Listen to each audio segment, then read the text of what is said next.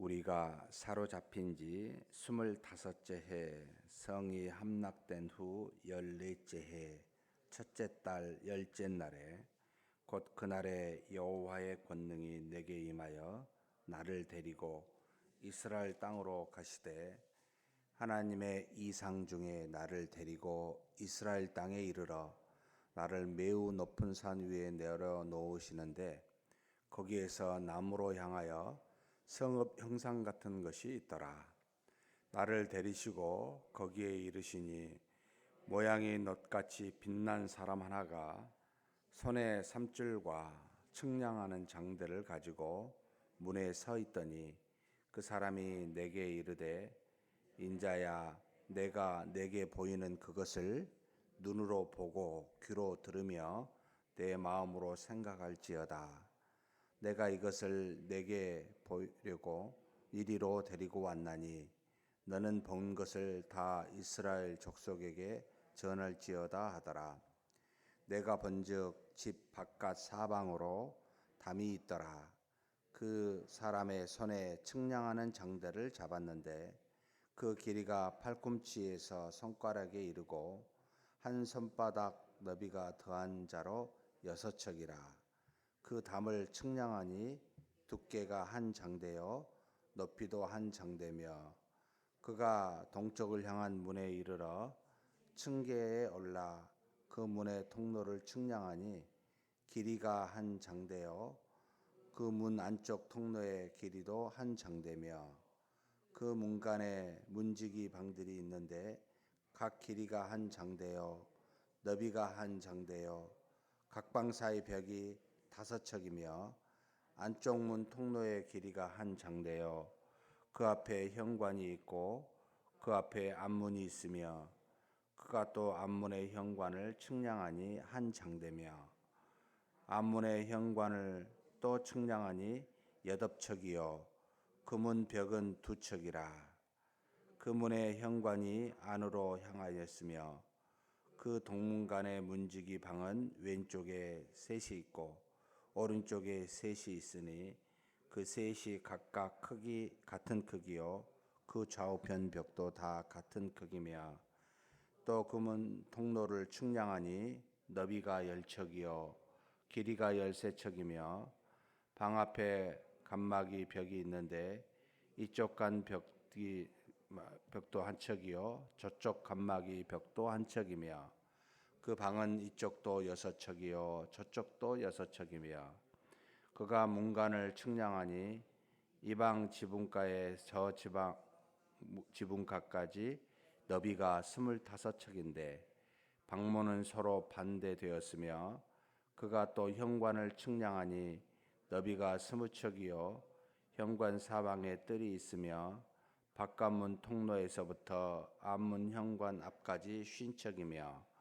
문지기 방에는 각각 닫힌 창이 있고 문 안쪽 좌우편에 있는 벽 사이에도 창이 있고, 현관도 그러하고 그 창 안 좌우편으로 벌어 있으며, 강문 벽 위에는 종려나무를 새겼더라. 그가 나를 데리고 바깥들에 들어가니 뜰 삼면에 박석 깔린 땅이 있고, 그 박석 깔린 땅 위에 여러 방이 있는데 모두 30이며, 그 박석 깔린 땅 위치는 각 문간의 좌우편인데 그 넓이가 문간 길이와 같으니, 이는 아래 박석 땅이요 그가 아래 문간 앞에서부터 안뜰 바깥 문간 앞까지 측량하니 그 너비가 100척이며 동쪽과 북쪽이 같더라. 아멘.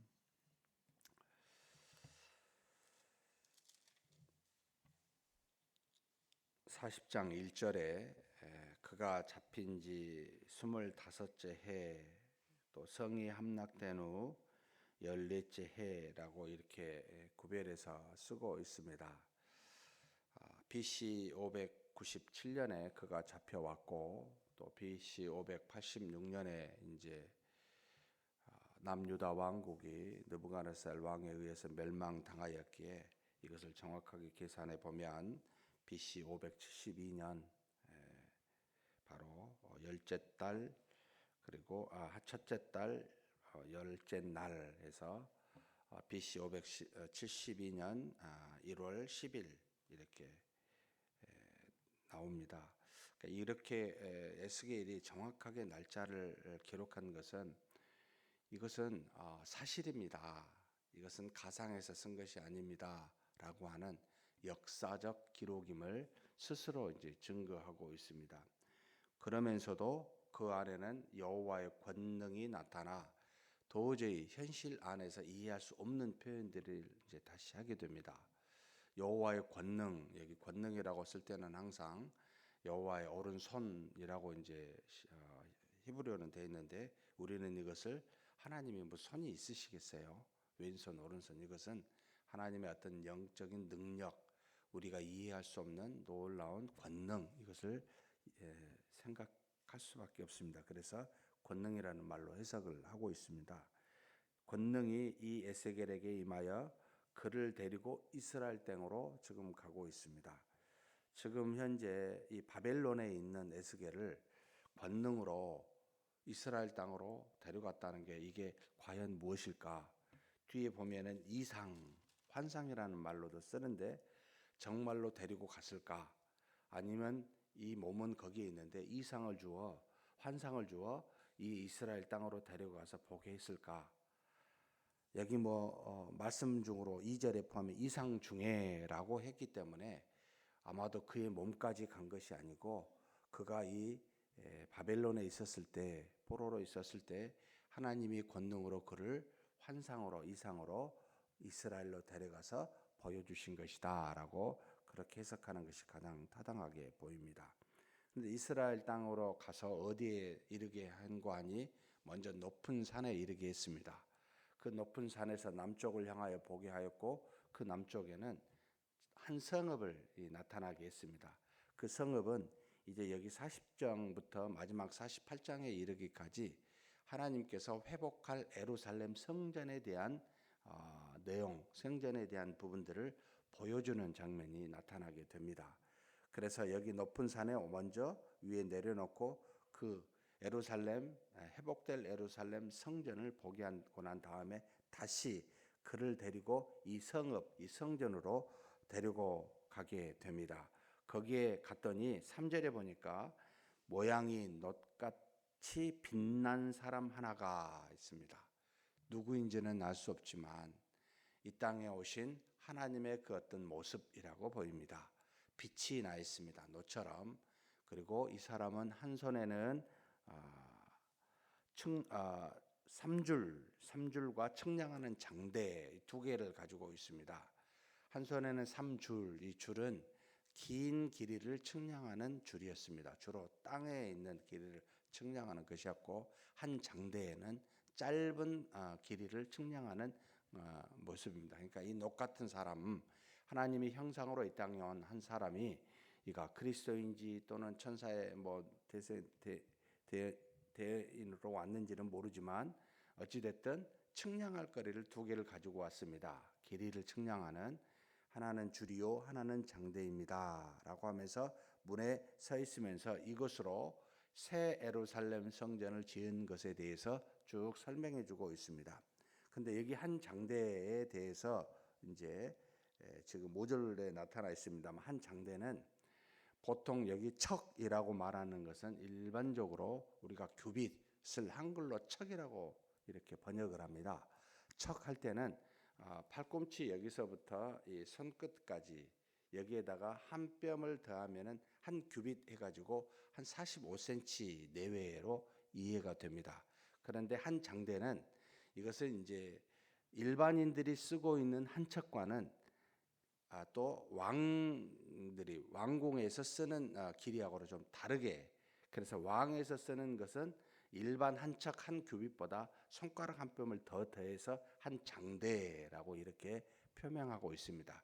결국 예루살렘 성전은 일반이 쓰고 있는 척보다는 조금 길게 사용해서 씁니다. 그래서 한 장대를 쓸 수도 있고 또 척으로서 이것을 해석해서 조금 짧은 형태로 쓰고 있는 부분이 쭉 있습니다.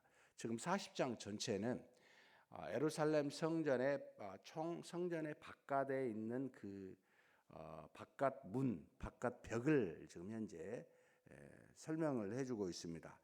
가장 먼저 우리가 읽은 본문만은 동쪽, 그리고 남쪽, 북쪽, 서쪽에는 문이 없고 그쪽에는 성소와 지성소로 지은 예루살렘 성전이 서쪽 문 벽에 붙어서 지어져 있기에 가장 먼저 동쪽 문, 여기에는 하나님이 들어오신 문이라 또는 제사장이 들어오는 문이라 해서 그쪽은 일반인들이 출입하지 못하는 문이었습니다.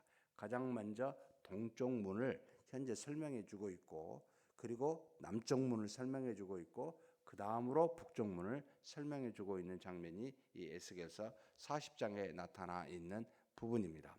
그런데 지금 하나님께서 이 에스겔에게 보여준 새로운 예루살렘 성전에 대한 이 내용은 이전에 지었던, 바로 솔로몬이 지었던 예루살렘 성전과는 길이와 규모가 차이가 안 나게 크게 지금 설명을 해주고 있습니다. 지금 정확하게 여기 매척 또는 장대라고 해서 길이를 정확하게 이야기해 주면서 하고 있는 이 성전이 과연 예루살렘이 회복되고 난 다음에 이루어질 예루살렘 성전에 대한 예언을 해주고 있는데, 실제로 이렇게 이루어졌는가 하면은 그게 아니라는 겁니다. 그래서 후대인 지금 우리가 이것을 보고 과연 이것이 뭘까라고 할 때는 영원한 하나님의 나라에 대한 그 예루살렘 성전을 말해주고 있는 게 아닌가라고 그렇게 해석합니다.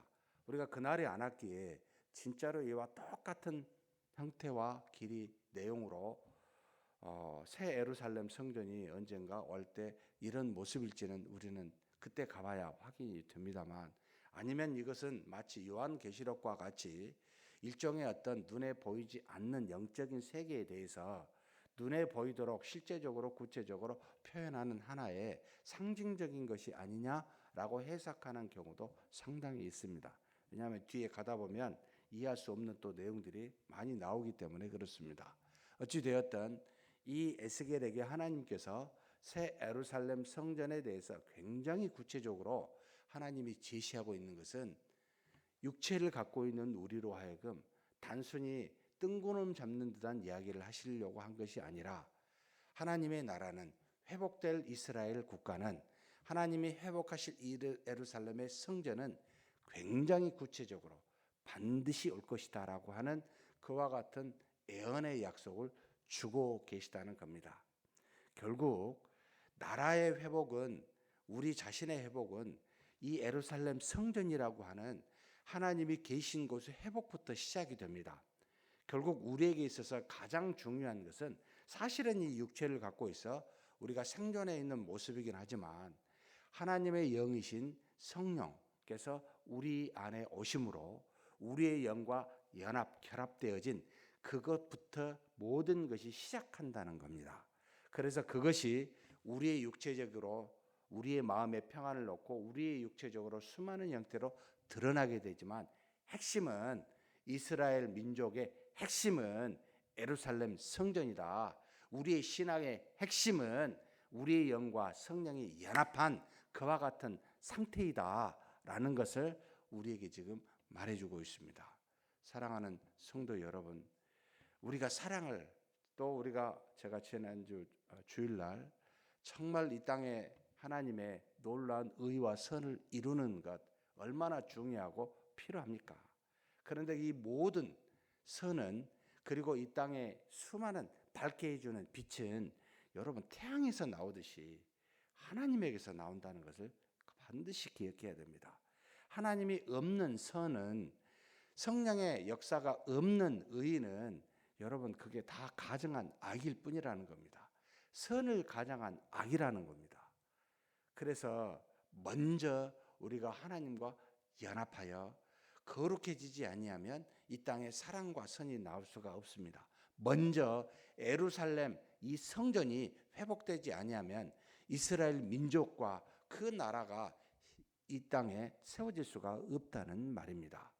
그러므로 항상 중요하게 생각한 건 이 성전, 곧 하나님과 우리의 만남의 이 영적인 회복의 상태를 반드시 먼저 이루고, 이것으로 말미암아 우리의 일상의 모든 삶이 회복이 된다는 것을 기억하고, 우리가 더 나아가 이 땅의 이 민족과 우리 민족과 열방들이 다시 회복이 된다라는 이와 같은 원리 원칙을 반드시 마음에 새겨야 됩니다. 사랑하는 성도 여러분, 우리가 영적 상태가 바르지 아니한데 우리의 가정 생활이 바로 되겠고 우리가 하는 사회 생활이 바로 되겠습니까? 그게 안 된다는 겁니다. 아무리 의를 가리키고 선을 가리켜도 알아요. 네, 맞습니다. 동의합니다. 근데 안 되는 거예요, 이게. 머리도 알고 마음으로도 아는데 실천이 안 된다는 거예요. 왜 안 되겠습니까? 몰라서 못하는 게 아니고요. 알아도 안 된다는 겁니다. 우리의 영이 회복되지 아니하면, 우리의 영적 상태가 정말 그리스도 안에서 믿음으로 회복되지 아니하면 여러분 아무리 알아도 되지 않습니다. 그래서 이 예루살렘 회복은 곧 성전의 회복이기에 전체 40장부터 48장은 성전에 관련된 회복을 낱낱이 정확하게 현실적으로 기록하여 우리에게 알려주는 것은 우리의 모든 상태는 하나님으로부터, 하나님이 계신 곳으로부터, 하나님과 우리의 영이 만난 것으로부터 출발한다라는 것을 크게 가르쳐주고 있다, 그렇게 보여줍니다. 사랑하는 성도 여러분, 우리가 일상에 수많은 문제가 일어납니다. 코로나19로 인해서 얼마나 많은 교회 내 교회 밖에 얼마나 많은 불편한 논쟁들이 있는지 모르겠습니다. 여러분, 이런 모든 것은 다 버리시고요, 나와 하나님과의 연합을 다시 회복하자. 이 어려움이 아무리 있다 할지라도 나와 하나님과의 연합 속에서 전부 다 극복 가능한 것이다. 하나님은 우리를 반드시 회복하시는데 이 회복을 성전부터 회복하신다. 우리의 영부터 회복하사 우리를 인도하신다. 그렇게 아시고 자신과 하나님과의 영적 연합의 상태가 무엇인지를 돌아보는 저와 여러분이 되었으면 좋겠습니다. 내 신앙생활이 어떠한가?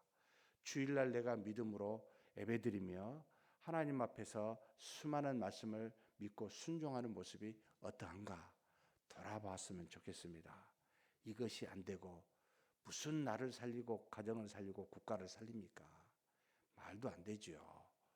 여러분, 다른 사람 말하기 전에 우리의 영이 하나님과 연합하여 말씀 안에서 순종하며 하나님께 나아가는 그런 저와 여러분이 되시길 주의 이름으로 축복합니다. 전능하신 하나님 아버지, 감사합니다.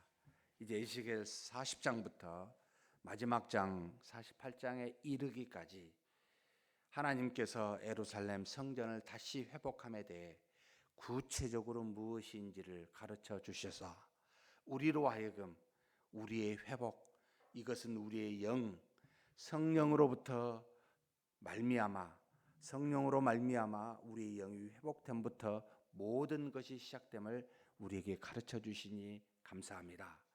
이제는 눈에 보이는 성전이 어떻게 회복될 것인지를 말씀하시면서 이제는 이 땅에 성령으로 말미암아 회복될 우리의 영이 어떠할지를 가르쳐 주셨사오니 하나님, 우리가 이 땅에 사는 동안 성령과 연합한 신비한 연합으로 오직 믿음 안에서 우리가 회복되어 이제는 우리의 가정과 더 나아가 사회에 이르기까지 우리 삶이 회복되는 놀라운 역사가 있게 하여 주시옵소서. 하나님, 먼저 우리 자신이 하나님과 더불어 깊은 관계인지를 돌아보게 도와주시고 정말 믿음으로 하나님께 나아가 온전한 하나님의 자녀가 되어 그래서 주일 우리의 예배부터 회복이 되고 우리의 영이 회복이 되어 더 나아가 우리의 삶 전체가 회복될 수 있는 놀라운 역사가 반드시 이 땅에서 이루어지게 하여 주시옵소서. 오늘도 주님 안에서 말씀 붙잡고 하나님의 뜻이 무엇인지 상고하며 영원히 떠나지 아니하시는 성령이 우리 안에 계심으로 우리가 이미 예루살렘 성전으로 우리 안에 있는 그 영원한 나라가 회복됨을 믿고 그렇게 오늘 하루도 담대하게 살아갈 수 있도록 복 내려 주시옵소서. 우리 주님 예수님의 이름으로 기도하옵나이다. 아멘.